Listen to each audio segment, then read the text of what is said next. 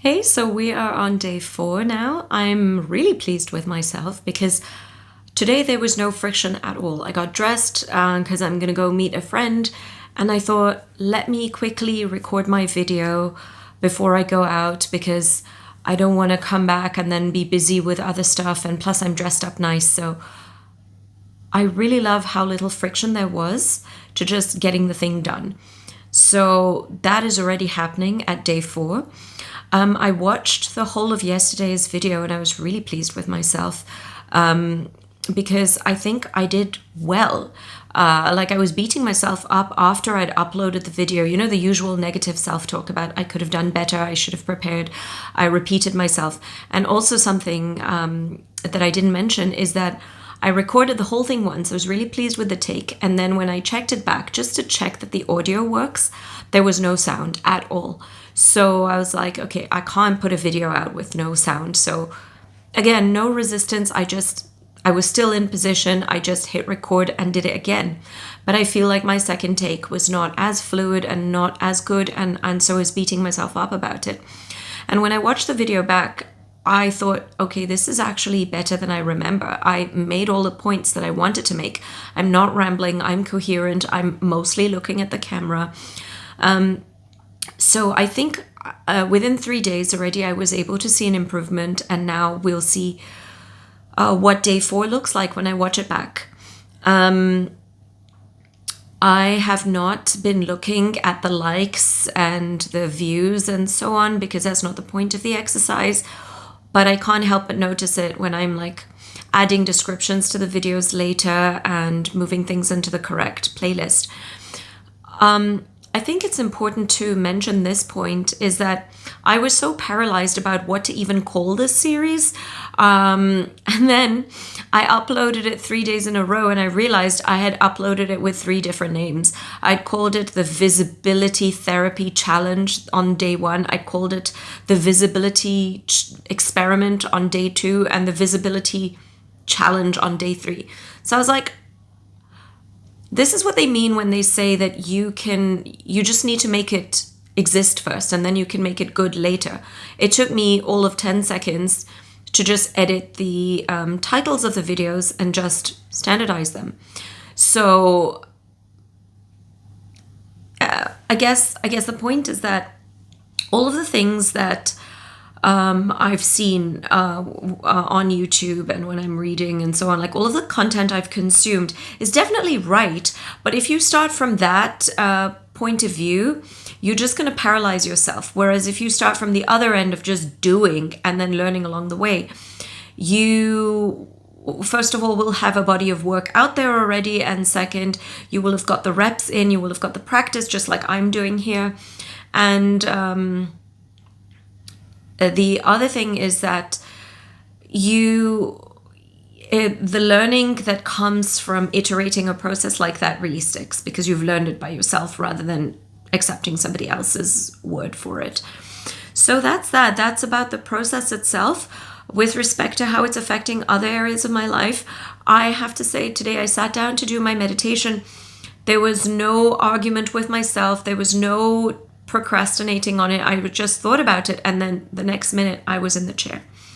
So very pleased with myself.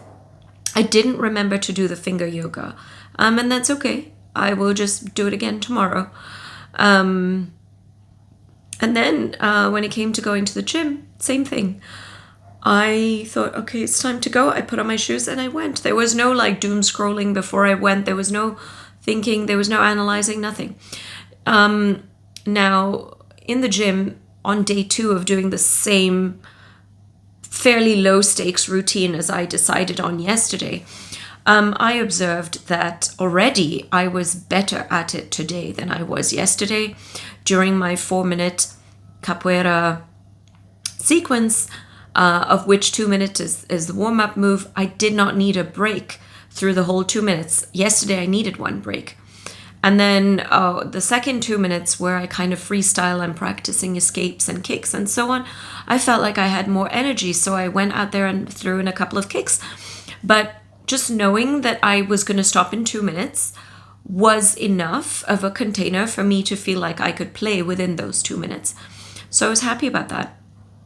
And then the rest of the exercise was good. It's fine. I am feeling a bit sore today. But the exercise is so low stakes that it doesn't really need a rest day. And I don't want to have rest days because what I really want is to just lock in the habit. So I'm really pleased at how this is already going on day 4. So today I want to share something about something I learned. I think the most transformative period of my life was in 2024 when I decided I was absolutely done with my own bullshit. And I needed to stop being this version of me. I wanted to be a different version of me and I didn't know how to do it. And I self-isolated for 6 months. It was truly transformational. During this time, I only met my mum and my one girl best friend. I did not meet any other friends. I didn't socialize with anybody. I kept to myself and just focused on just being with myself and giving myself what I need. So one of the most important things I learned at this time, and it's something I wish I could share with everybody, is that all of us have been through some trauma in life. Some degree of shit just happens to all of us, right? You don't get to 40 completely unscathed. And if you did, I'm happy for you. Also a little jealous, but happy for you. But for most of us, something or the other has happened, some kind of disappointment or loss or just something we thought would happen and didn't. So what happens is we tell a story about that event or sequence of events to ourselves. And we keep telling that story until it becomes our identity. And what nobody told me is that you can just tell a different story. You can just make up a different story. You can almost sandpaper over the rough bits, and you can just tell a different story. And this was very helpful for me at that time, because what it meant was that I had to just stop engaging with that self-talk. I could not tell that to myself. I couldn't make those excuses for myself. I just had to stop. So even when I took those 6 months off, I didn't call it healing, because healing means that you're hurt and you're recovering from something. I just called it resting, because resting is very neutral. So anything that could allude to the story was removed from my vocabulary and my thinking. And you could say, you're denying yourself or denying your reality or so on. But you know what? I had spent 15 years of telling that story very realistically as it was, and it didn't get me anywhere.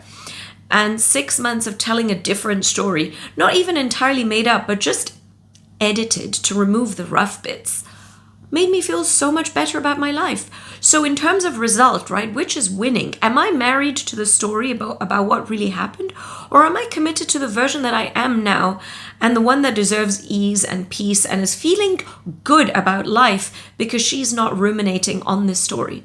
So if that's you, and if there's something particularly painful or difficult in your past, I urge you to really sit down for one last time. Tell the story very honestly. All of the details, everything that happened, because you do deserve to feel like you're being heard and you're being witnessed in the telling of that story. You can record it just for yourself. And then start editing all of the sharp bits out. Just remove them. Tell a slightly sanitized version of that story, a slightly edited version of that story. You will find a lot of your energy returning to you. As you tell the new story over and over again, you're not leaking energy. And you do leak energy because when you recall past events that were hurtful, you feel that hurt. Even at some low level in your body, you feel it again and again and again. Telling a new story gave me the freedom from that cycle. I really noticed it when I met my partner. And for the first 6 to 8 months, I almost didn't tell him anything about my past or nothing. I felt like the most vibrant, alive, and beautiful version of myself. And that wasn't a lie. I really was that version. And, when he would complain about his job, I would find it a little bit strange because I had been in the practice of not complaining about anything anymore. Like, I also really despise my job on many days, but I just stopped saying it. I stopped saying those words. I stopped putting energy in it. I focused on the good bits to tell him, and I found that there were good bits. I found myself appreciating those good bits. And then something happened after like 7 or 8 months into our relationship, which kind of brought up a lot of the old stuff back for me. So I felt like I had to tell him what had happened and why I was reacting to this event in this way now, so that he could understand and not feel like he had done something wrong or whatever. Like in hindsight, I don't think I owed him that either. I could have just told him, this has got nothing to do with you. It's about my past. I don't want to talk about it. And he would have understood. But at that time, I was feeling quite delicate. So I kind of told him all of it, all of the last 15, 20 years. And I can't say that it improved our relationship or deteriorated our relationship. Nothing. It was neutral. He loved me then. He loves me now. There was no change in that. Was there value in feeling witnessed like that by an intimate partner? To be honest, not really. Not really. Because I'd gotten so good at witnessing myself, at validating myself, that I didn't really need that even from a partner. So it didn't really add very much to my life. In fact, it detracted from my life, because now all of those things spilled back. They were in the past, and now they were back here. And it actually took me about 4 or 5 months to integrate everything, to really feel like I'm good now. This is now and that was then, and I'm okay, and nothing's happened to me, and all of that. It really took a long time. So, you know, if you're really overwhelmed, or if you feel like you're going in the same loops over and over again, this is what helped me. I just chose a different story, and I committed to that, and I told that version of my story. I chose the most positive aspects of my life and my experiences, and I spoke only about those. I spoke power into those. I'm not a therapist. I'm not a psychologist, so I can't speak to all of that. I'm sharing what worked for me. And if it helps you, that would make me very happy. And if it doesn't work for you, then you don't have to do it. And with that, we are at 12.5 minutes. Congratulations to me for showing up for day 4. Thank you to me for showing up for day 4. Thank you if you're here. And if you're going to take away anything from this video, let it be this. That just put in the reps, really. Let it be messy, let it be ugly. Nobody's judging you, literally. We are afraid of the same 5 people judging us, like same 5 people we're thinking about, oh, what is so-and-so going to think? And they're not thinking. And if they are thinking about you, they're not living the life that you want. So if you want to create, just create. Let it be messy. I hope you have a lovely day, and may this day kiss you full on the lips.